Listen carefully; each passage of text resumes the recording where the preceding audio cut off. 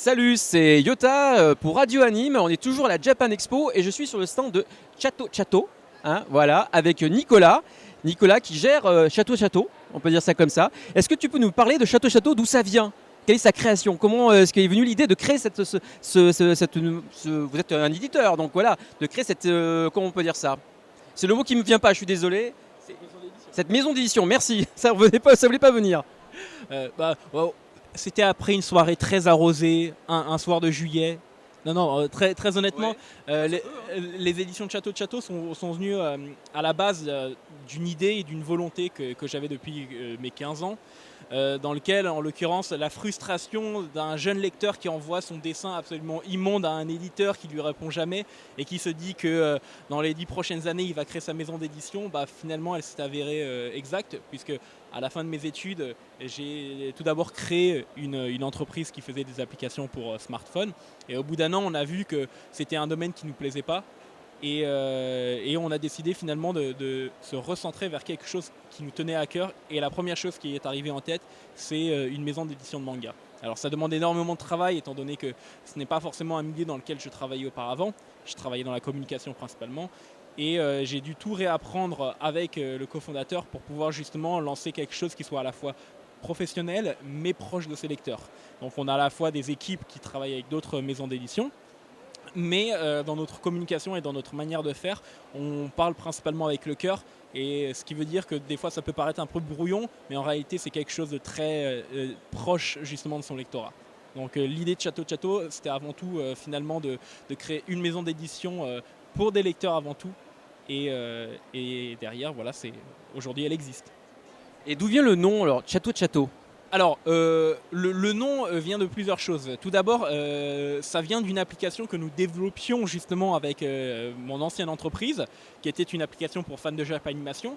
Et il venait d'une erreur grammaticale anglaise qui dit chat to, donc parler à quelqu'un. Ça peut être considéré par certaines profs d'anglais comme une erreur grammaticale, donc c'est fait exprès, on est désolé.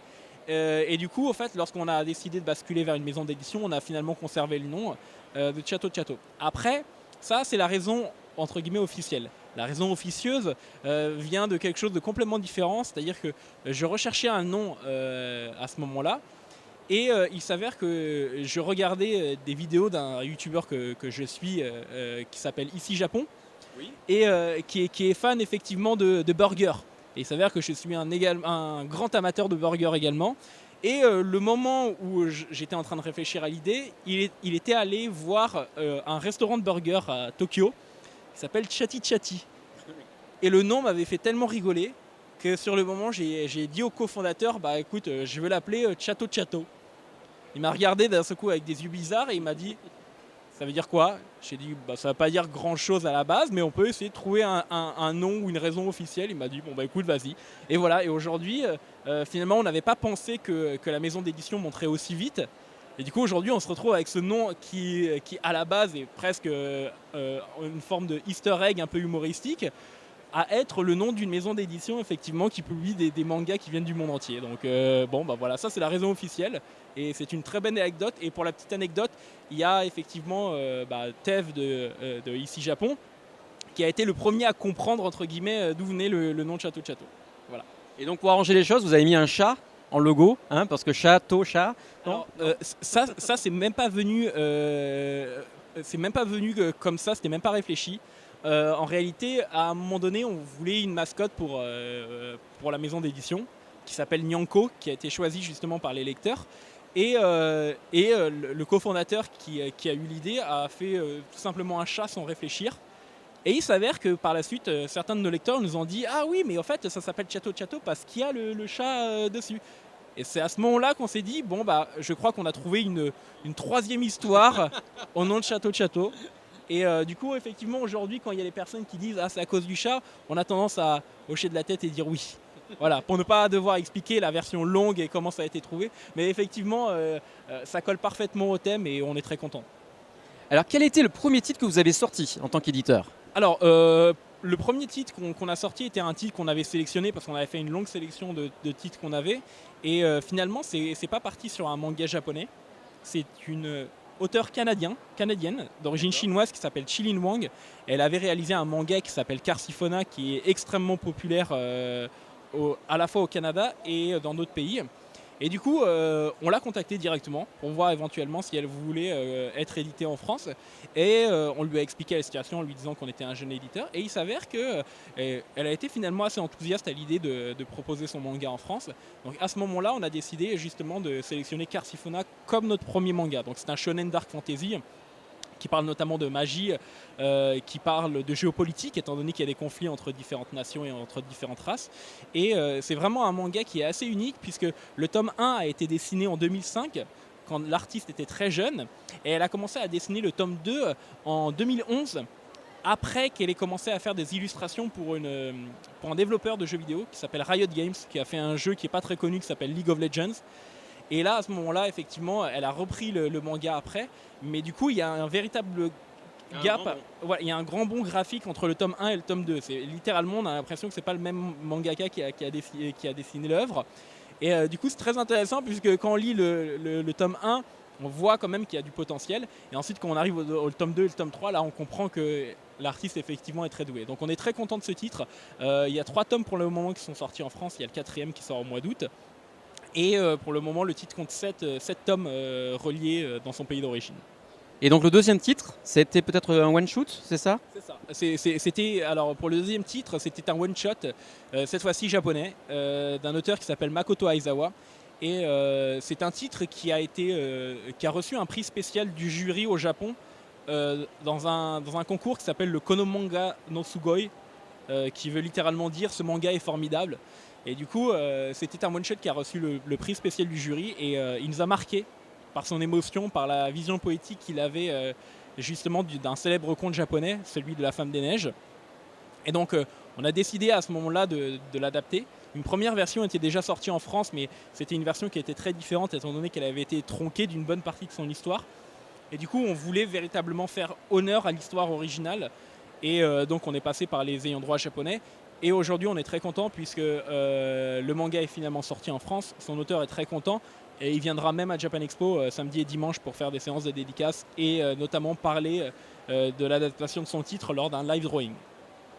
D'accord. Et le troisième titre qui n'est pas encore sorti, qui va sortir je crois en septembre, c'est ça, ce sera donc Frankenstein Family.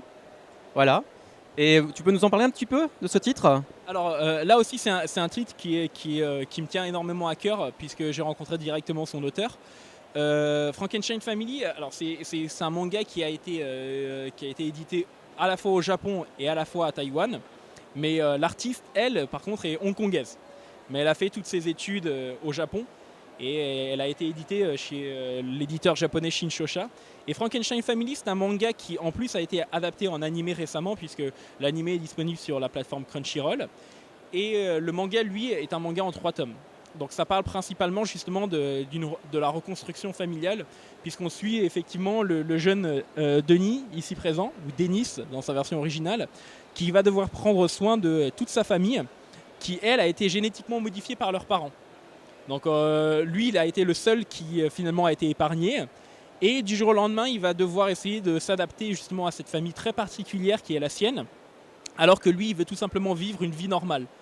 Et du coup, l'idée du manga est justement de montrer cette discrimination qu'il peut y avoir de la part de la société quand on voit des personnes différentes, et comment une personne, même au sein d'une famille, peut avoir une sorte de rejet vis-à-vis de ses frères et sœurs, et comment sa vision petit à petit va changer sur ce qu'est la normalité et ce qu'est la notion de famille.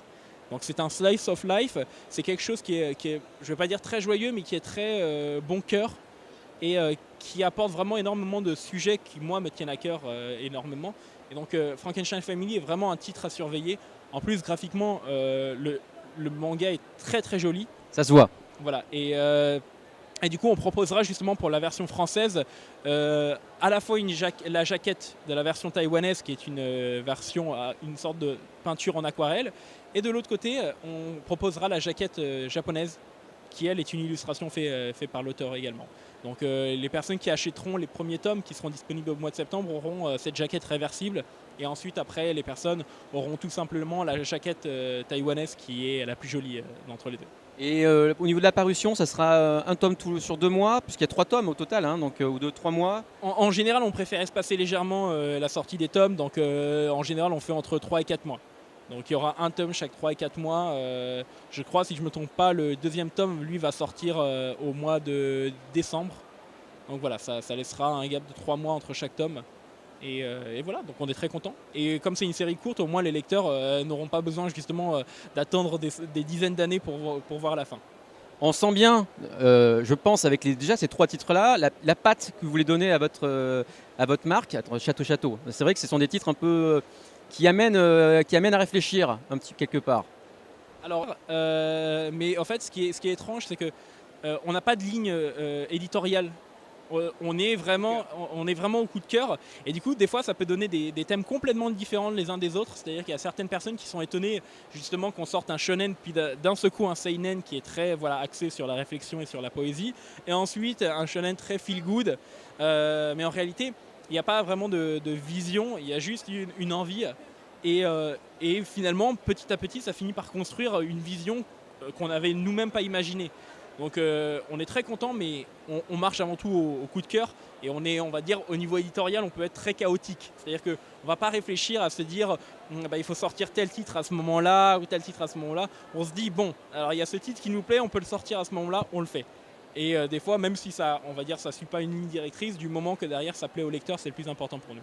Vous avez un 4e titre, peut-être que vous ne pouvez pas encore l'annoncer, voilà, mais vous avez quelque chose qui doit... Ah, vous l'avez annoncé, ce sera quoi alors? On l'a annoncé la semaine dernière. C'est le titre, lui, va sortir au mois d'octobre. C'est un titre qui s'appelle Don't Call Me Magical Girl, I'm 00XX. Et c'est un titre qui est taïwanais à la base. Et c'est un titre qui graphiquement est très très puissant et qui casse complètement les codes du Magical Girl.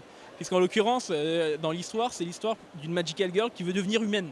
Et non le contraire. D'habitude, dans les Magical Girls, c'est une simple humaine qui devient du jour au lendemain une Magical Girl. Là, c'est le contraire. Et c'est quelles seront les conséquences justement de ce passage, puisque son souhait va être exaucé un jour, et malheureusement les êtres humains vont découvrir l'existence des Magical Girls et les dégâts qu'elles ont fait subir à la Terre. Et du coup, il faudra à la fois vivre avec l'aspect humain et à la fois rembourser les dégâts qu'elle a causés en tant que Magical Girl. Donc là pareil, on est dans un registre complètement différent, puisque le registre Magical Girl, c'est pas de la dark fantasy, c'est pas des histoires de yokai, mais il y a un aspect humoristique et action qui est très présent, et surtout la patte graphique de son auteur Yang Chi Cheng qui est absolument formidable. Lorsqu'on montrera les visuels, les gens verront à quel point justement le manga est fort, à la fois visuellement et au niveau de l'histoire. Et ça s'adresse à quelle tranche d'âge? Alors ça sera un shonen, donc en l'occurrence à partir de 10-11 ans on peut commencer à le lire tranquillement, mais après il n'y a pas vraiment de tranche d'âge, c'est en fonction des goûts. S'il y a une personne qui est vraiment fan de Magical Girl, il va aimer. Une personne qui n'en est pas forcément fan, il pourrait apprécier le titre, étant donné que ça casse les codes de celui-ci et que derrière c'est pas le truc tout mignon, tout rose, tout kawaii comme on pourrait le voir d'habitude. Donc vraiment en l'occurrence là c'est très grand public, ce titre là qui va sortir en mois d'octobre. Voilà, vous l'avez compris, une grande aventure qui a commencé il y a maintenant 1 an. Voilà, avec des titres vraiment qui donnent le coup de cœur quand on les lit. Je vous demande d'essayer de découvrir les œuvres, excusez-moi, j'avais du mal à parler, de Château. Allez sur leur site Facebook, vous avez un compte Facebook j'imagine, hein, Château. On est sur Facebook, Instagram et Twitter. Ouais. Voilà, on a même une chaîne YouTube, et régulièrement on fait des lives sur Twitch avec notre partenaire l'Extra Life Café, dans lequel on annonce nos nouveaux titres, et on nous donne la possibilité justement de discuter directement avec les lecteurs. Comme ça, s'ils ont des questions ou même s'ils ont des suggestions ou des envies, ça nous permet ensuite nous de voir ce qu'on peut entre guillemets négocier les droits pour essayer de sortir les titres que les lecteurs demandent et qui nous plaisent bien sûr. Merci Nicolas, merci aux éditions Château, et moi je vous dis à très bientôt.